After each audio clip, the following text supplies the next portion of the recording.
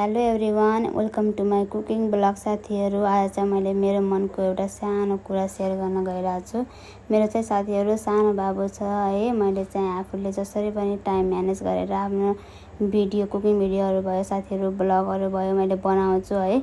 दिनमा 1-2वटा चाहिँ टाइम निकालेर बनाउँछु। सबैजनाले साथ सपोर्ट माया गरिदिनु होला साथीहरू। हुन त मलाई पनि गाह्रो हुन्छ है, मेरो पनि भ्यू जाओस् भन्ने हुन्छ साथीहरू। तर सबैजनाले मलाई फेसबुकमा पनि फलो गर्नु होला, अनि त्यसपछि टिकटकमा पनि फलो गर्नु होला। सबैजनाले माया गरिदिनु होला साथीहरू। हजुरको मायामा म धेरै आभारी छु। हजुरहरूले देखाएको अलिअलि मायाले गर्दा साथीहरू मैले दिनमा 1-2वटा भिडियो जसरी भए पनि आफूले टाइम निकालेर बाबुलाई म्यानेज गरेर हुन्छ कि कसरी हुन्छ कि साथीहरू, मैले चाहिँ बनाइरहेको छु। मैले जाने नजाने मैले अब कतै मिस्टेक पनि गर्न सक्छु साथीहरू। जाने नजाने मैले भिडियोहरू चाहिँ बनाइरहेको छु। सबैजनाले माया गरिदिनु होला, साथ सपोर्ट गरिदिनु होला साथीहरू।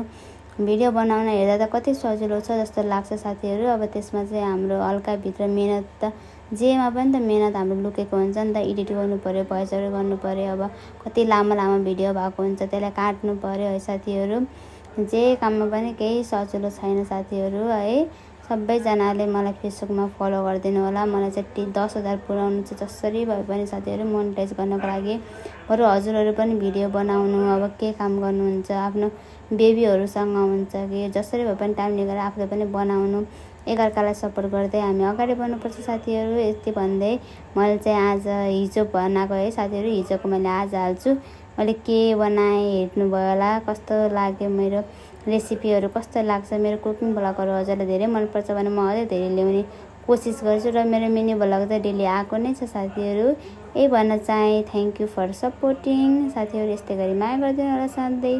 By bye, thank you for watching, keep supporting, माया साथीहरू।